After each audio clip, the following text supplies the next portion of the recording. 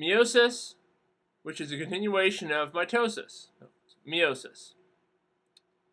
Okay, so before we talked about mitosis, and mitosis is a great process when you want to have two perfect copies of an original cell. Okay, but in biology, sometimes we need a mechanism for making perfect copies of a cell, and mitosis is great for that.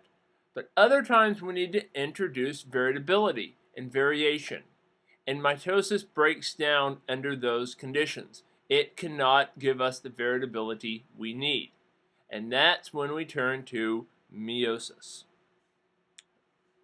So there's two types of sexual production, asexual and sexual. Think of mitosis, what we talked about in the previous chapter, as an asexual type of reproduction.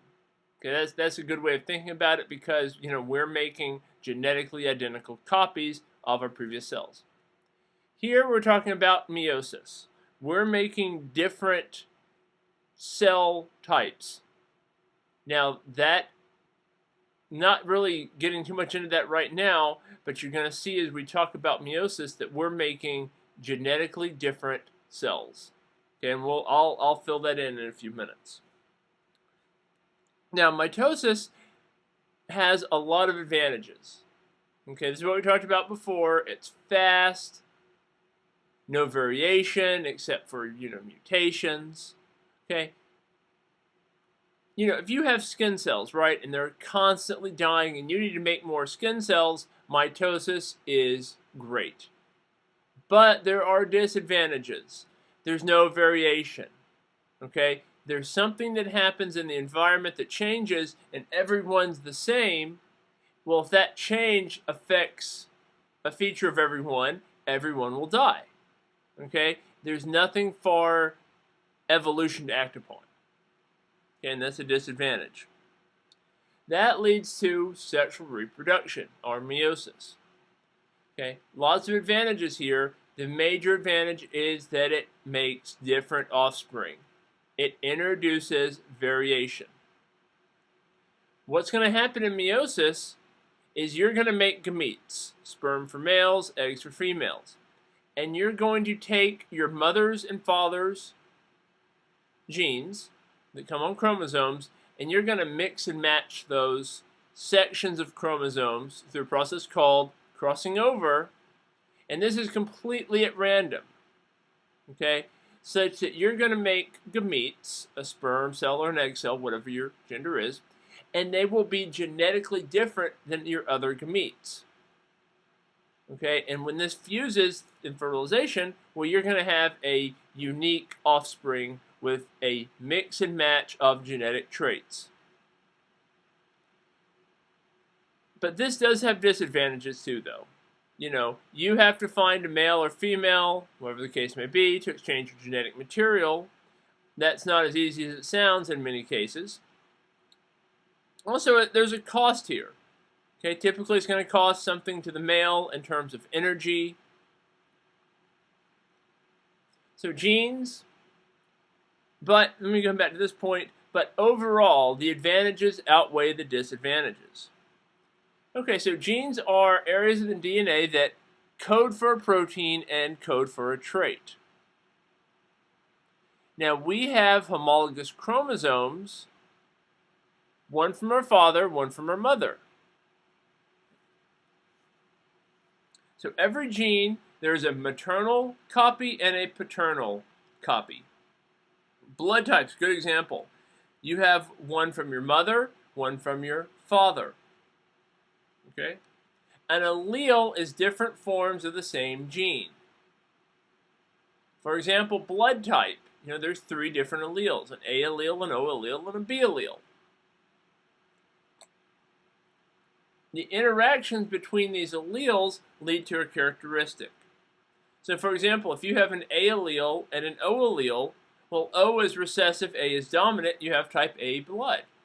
If you have an A allele and a B allele, one from your mother, one from your father, you have type AB blood.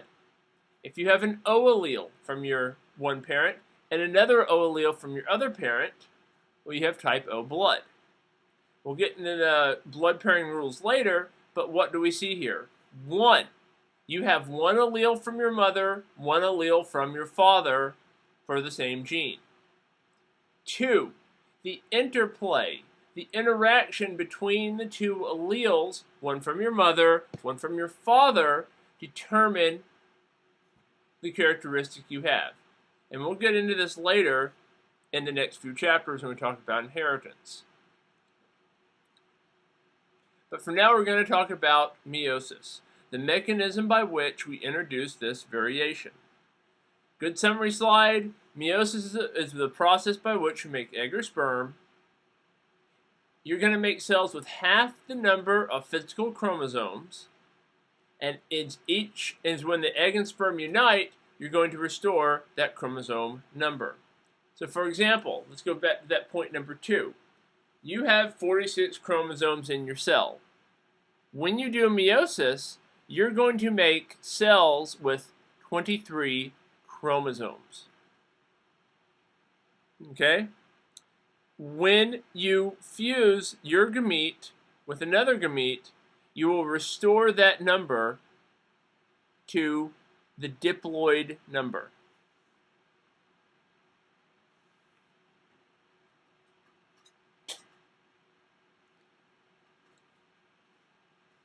So where does meiosis happen? Well, meiosis is going to happen in specific reproductive tissue, shown here in the plants, and in humans in gametic tissue, testes or ovaries. Everywhere else in humans, the type of cells you're going to see are cells that do mitosis. The only places you're going to see meiosis happen are the gametic tissues, testes in males, ovaries in females. There are similar analogous structures in plants.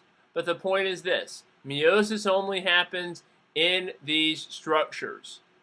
Any other type of cell division will do mitosis and happen in all other cells.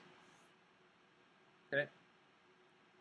So meiosis, again, here's a good overview of it. This is the formation of gametes.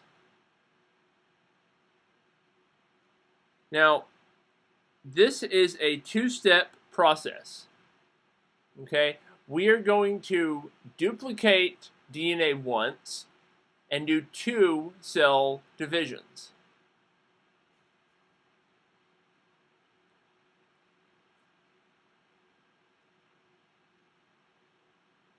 So this is an overview of meiosis. Meiosis is the process by which we take one cell and form 4 separate gametes. Okay? Now, those gametes can be 4 sperm cells or 1 egg cell and 3 polar bodies. We'll talk more about that later on. But for now, let's just say that we're going to start with 1 cell at the very top, and through the process of meiosis, we're going to make 4 cells at the end. Now, there are some gender differences here with males and females. We'll talk about that. But when we end this, at the bottom of this diagram, above the word telophase 2, we have 4 cells. These can be 4 sperm cells or 1 egg cell and 3 polar bodies. We'll talk more about that later. But notice what we're doing. We're going from 1 to 4.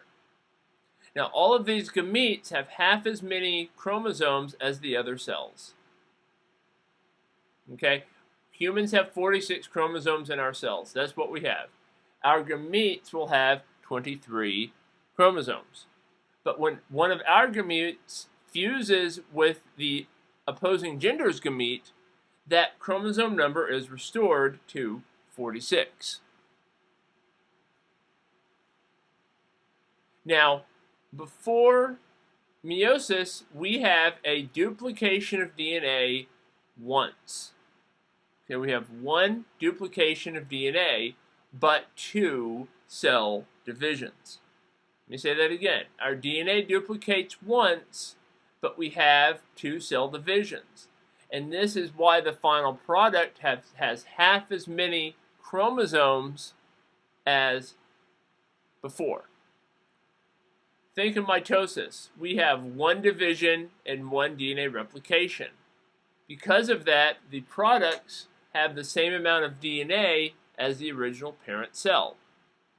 But because we have one more division, 2 in meiosis, and only one DNA replication, the products have half as much DNA. And this again is an overview. We're going to go through each step of this. With meiosis, there's 2 rounds of cell division. And see on the diagram on the left, it says meiosis 1, and then there's a diagonal line, and it goes meiosis 2. What it's trying to show is on the left is the first cell division. On the right, which is the darker tan color, that is the second cell division. What happens in this is the same steps as mitosis, PMAT, but we have 2 cell divisions. So what stages? Mitosis compared to meiosis. Now we've talked about mitosis a lot, previous chapter. Let's compare it to meiosis. Mitosis had 1 stage, right? 1 cell division stage. Meiosis has 2. At the end of mitosis, we had 2 cells. At the end of meiosis, we have 4. Important difference here. Mitosis, what we talked about in the last chapter, are genetically the same. The 2 cells that come out of mitosis are genetically the same, barring any type of rare mutation. What comes out of meiosis, the subject of this chapter, are 4 genetically different species, 4 genetically different cells. Finally, with mitosis, there's no male or female differences. With meiosis, in humans, there is a male-female difference in this process. And we will cover this at the end of the chapter, the specifics about it. Now, very important, you see this point, is this idea of diploid versus haploid.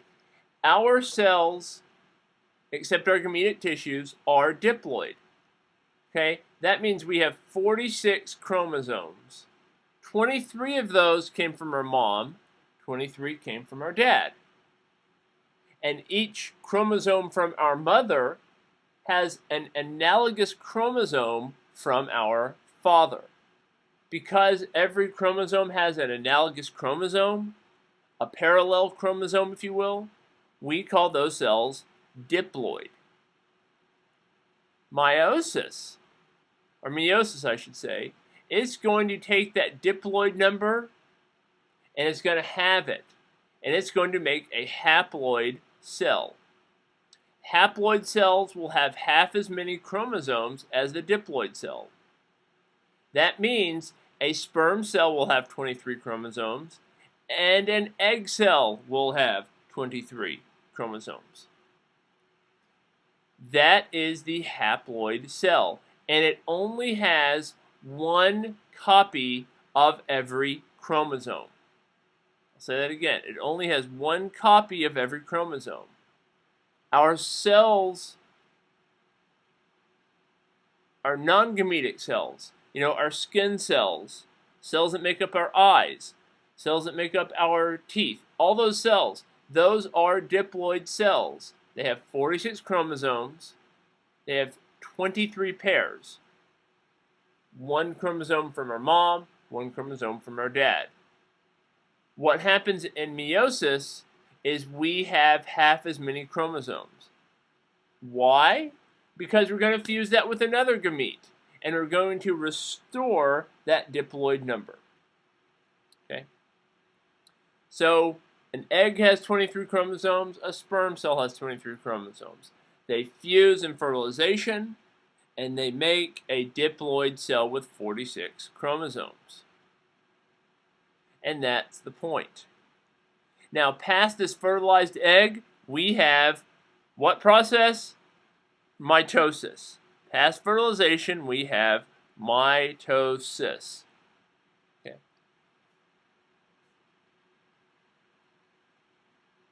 So we're going to get into the specifics of meiosis now. We gave an overview, now we're getting into specifics. Meiosis has two rounds, meiosis 1 and meiosis 2. In meiosis, DNA is replicated once, only one time, but it's divided twice. Okay, and very important you see this distinction. DNA is replicated once, but the cells divide twice. This is why we form 4 cells with half as many chromosomes as the original cell. Human cell before meiosis will have 46 chromosomes. It will divide and make 2 cells with 46 chromosomes. Each of those 2 cells will divide again, and because they did not duplicate their DNA, each of those will form 2 cells with 23 chromosomes. So this is meiosis 1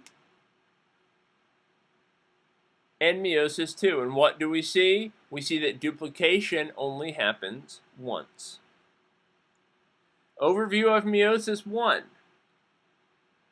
and an overview of meiosis 2. Now what's happening in meiosis 1 is a process called crossing over.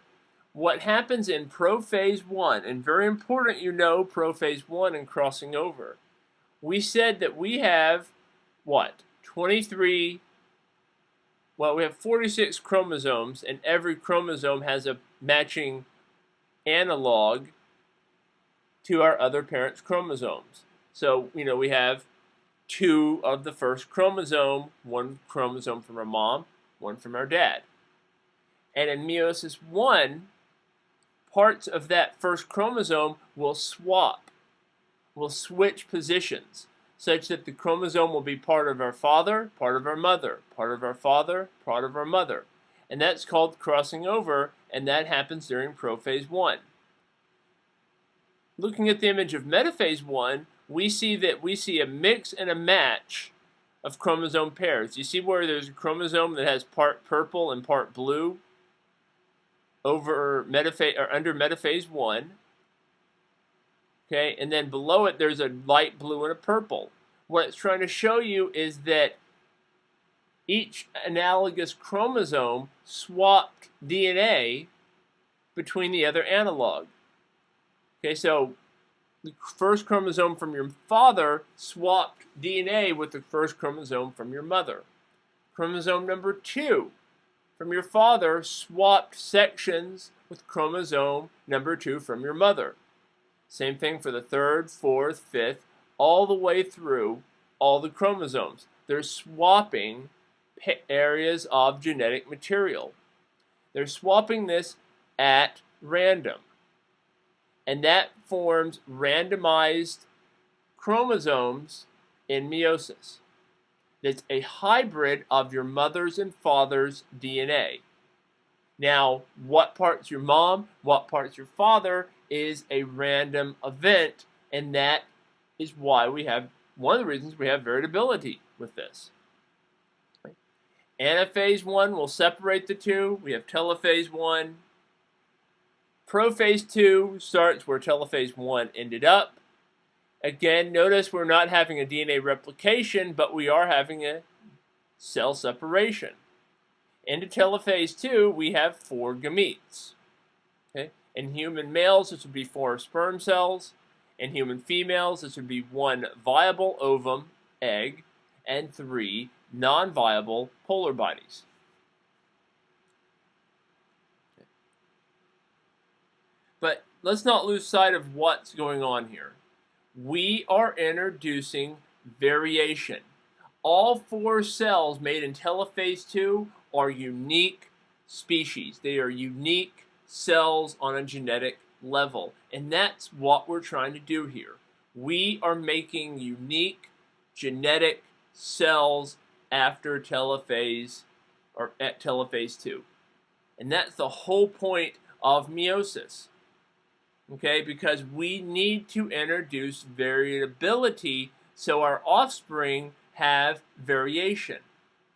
Because of that, we need to take our genetic material and swap it around. And our genetic material is from our mother and from our father. And this will allow us to mix and match our parents' genetic material to form 4 unique cells that are genetically different but are made up of the genes from our mother and our father. Okay? For example, I am a male. This goes on in me, it would form a sperm cell, or I should say 4 sperm cells. And those 4 sperm cells have genetic material from my mother, about half of it, and from my father, about half of it.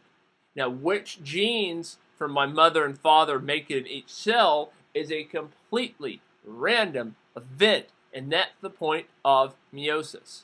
It's randomizing the contribution of my mother's genes and my father's genes and my gametes. For females, again, it would be an egg cell and 3 polar bodies, but the same thing. You are randomizing the contribution from your father and your mother in your gametes. Big advantage here is genetic variability. Okay, that's why we do meiosis. How are we going to get that? Crossing over, random assortment, and fertilization. We're going to go through each 3 of these, okay? But no, those are how we do variability. Crossing over is we take one section of DNA and swap it with the other. So we're taking our chromosomes, our homologous chromosomes, one from our mother, one from our father. We're combining them, matching them. And as we match them up, we're going to swap sections of them along their length such that what comes out the end is a hybrid of our mother's and father's DNA. Now, what makes it a hybrid? What makes it, 50% mother, 50% father, or 40% mother, 60% father, is a completely random event.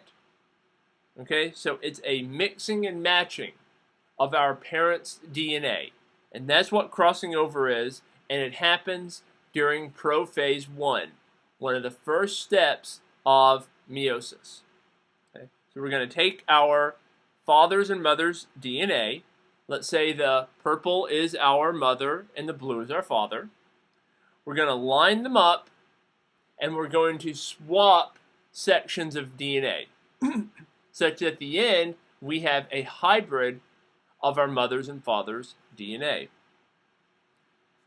Shown here, where the blue is our father, the purple is our mother, and at the end of crossing over, we have pieces of DNA that represent our mother and our father's contribution. Now, this is a better picture of crossing over. Let's say the one on the left is our father, the one on the right is our mother. Through crossing over, we form 4 unique sequences of DNA from our mother's and father's DNA. And that's the point of crossing over. We are introducing variation and variability. Now, random assortment, that's the second one. As these chromosomes go to different cells, and we showed, let me go back to this image here, as we showed these cells separating here, okay? As we show, you see how these chromosomes go to cells above and below? Which cell they go to is completely random. And how they go to the cells is called assortment, and that's a random event. So let's look at metaphase. You see where it's light blue, dark purple below, and then above it's a very small section of dark purple and a long section of light blue? Well, that could have been flipped, okay? That could have been on either side of that equator. So random assortment is what side that each chromosome goes to as a randomized event. And because we have 23 chromosomal pairs, when we start separating our chromosomes, that's going to also introduce a lot of variability. Which one goes to which side is completely random, and that introduces variability.